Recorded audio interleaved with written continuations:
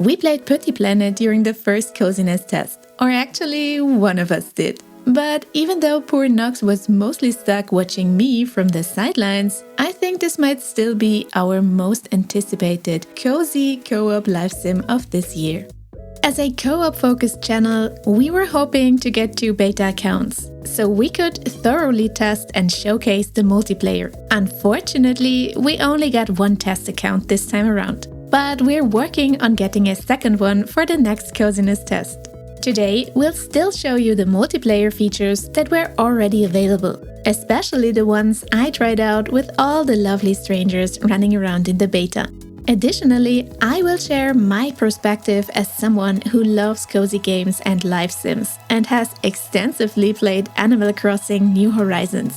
But also Nox's perspective as someone who has not played many of those types of games, yet watched me play Petit Planet. And of course, we will also go over where Petit Planet still needs a bit of love, especially for co-op players like us. So, welcome to Planet Pixel. As for my first impressions on Petit Planet during this first coziness test, I will try my best to look at it as neutral as possible. But I will admit that I did enjoy it a lot, and that excitement still lingers, even now that the playtest has ended. Of course, not everything was perfect. Yet. Which is fine, because this was just the first beta after all. But now, let's start at the very beginning. Everything immediately looked, sounded, and felt relaxing. Bright colors, some really awesome music, and a story where you get to be the architect of a whole planet. Which is something I hadn't really experienced since I last played Animal Crossing New Horizons, I think. And on top of that great vibe, HoYoverse already did a lot of things differently, or even better, than what I found a bit disappointing in other games. But more on that later. Because let's discuss the real big question first. How much co-op is there in Petit Planet and how good is it? The short answer is, it could be awesome. And the longer one is, it already feels like a game designed for and built around social play, and not a game where co-op was just slapped on top. You can still choose not to interact much with others, but of course, it's much more rewarding if you do. So let's have a look at what you can do together in co-op. For one, Petit Planet really shines for friend groups, as you can invite them into private sessions. But if you don't know any other cozy game enthusiasts, don't worry. It's very easy to meet other strangers and become friends with them in-game. People can visit your planet, stroll around, sit together and chat, or have fun with everything you build. And building you can, to your heart's content, as there are so many pieces of furniture to create fun stuff like obstacle courses or mazes, just like player-made minigames.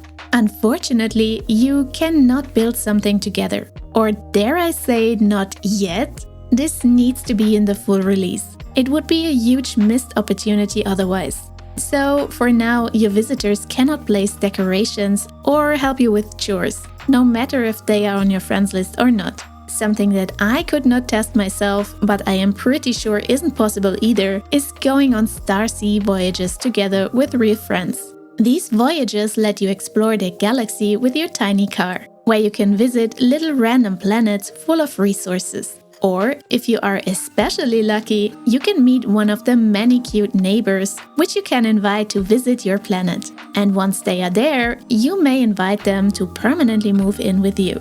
In their own house, of course. We respect personal space here. But, as I said, for now this is a solo experience only. But you can bring up to 2 of your neighbors with you. And they help you with gathering the materials of the islands, which is very helpful. To be fair, most parts of the game that are focused on upgrading your planet are currently still limited to solo play.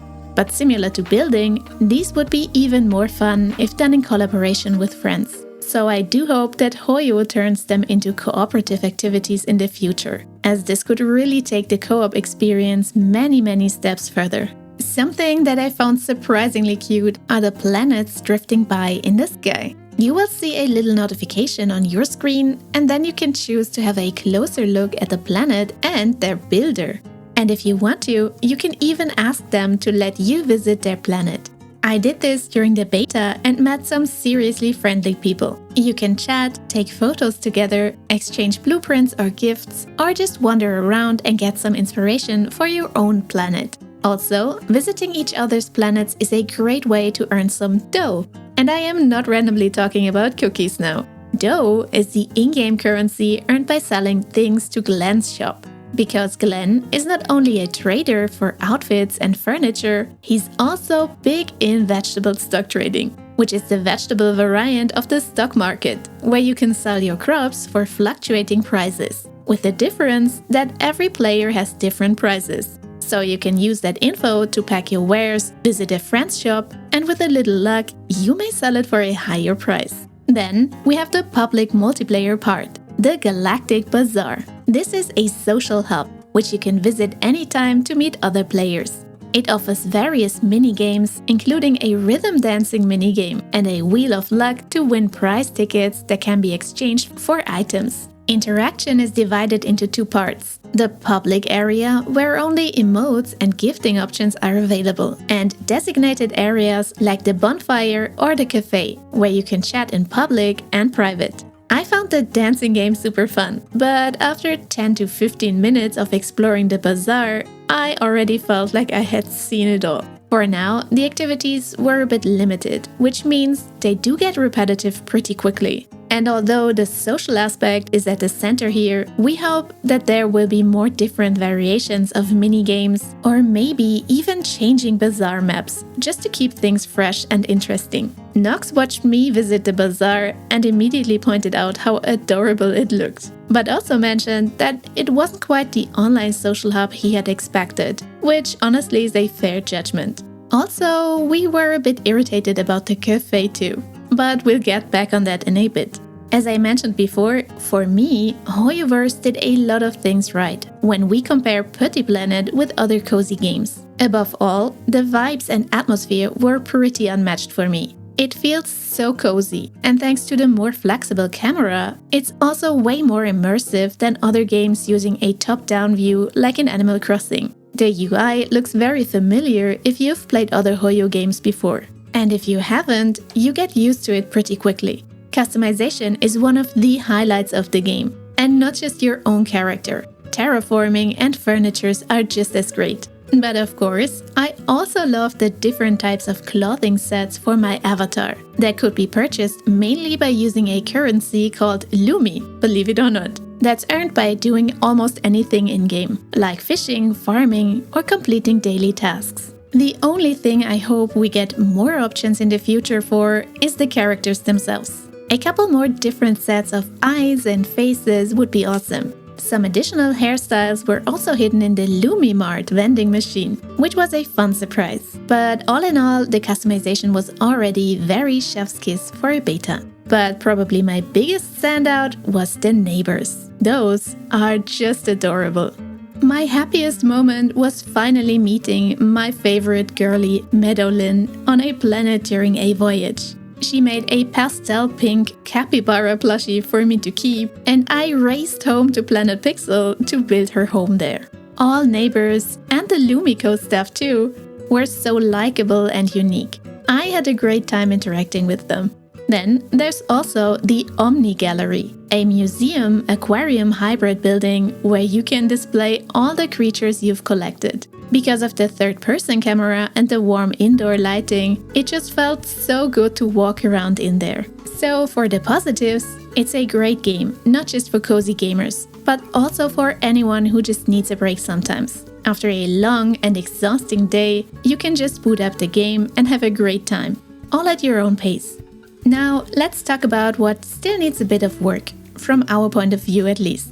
We already mentioned the limited scope of the bazaar, but we really need to talk about the cafe that's in the bazaar itself. This cafe is run by an AI-powered barista, which was a bit meh.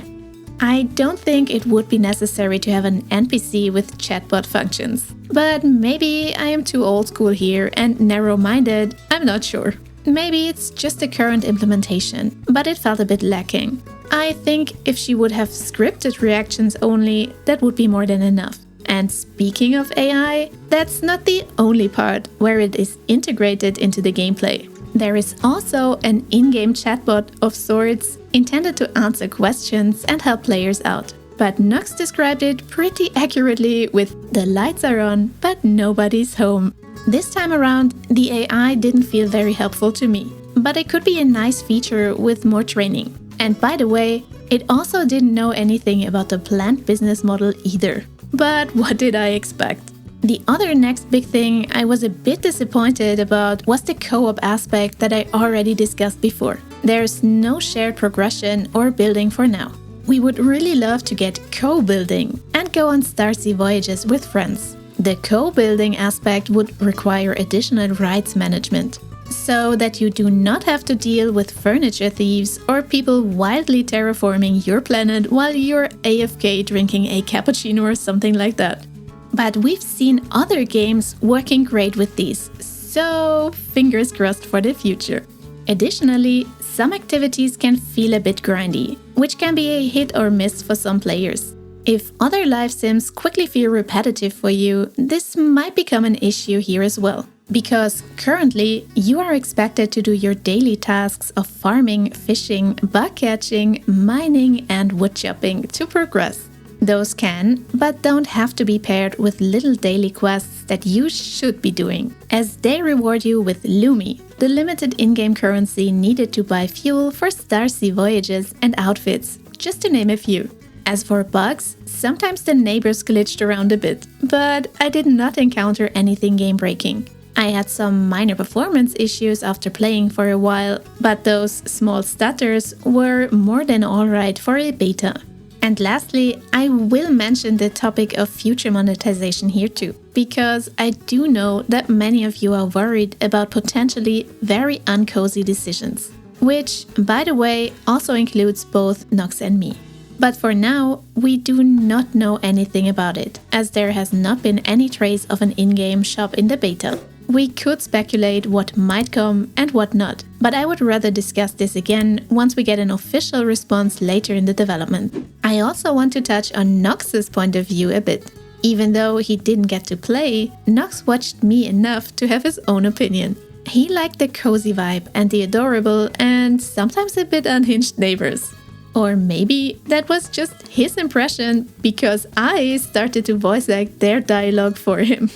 The bazaar, however, didn't impress him too much. He thought it looked a bit empty after a bit. But he said that he would totally play this game with me, though he hopes they will make the co-op deeper.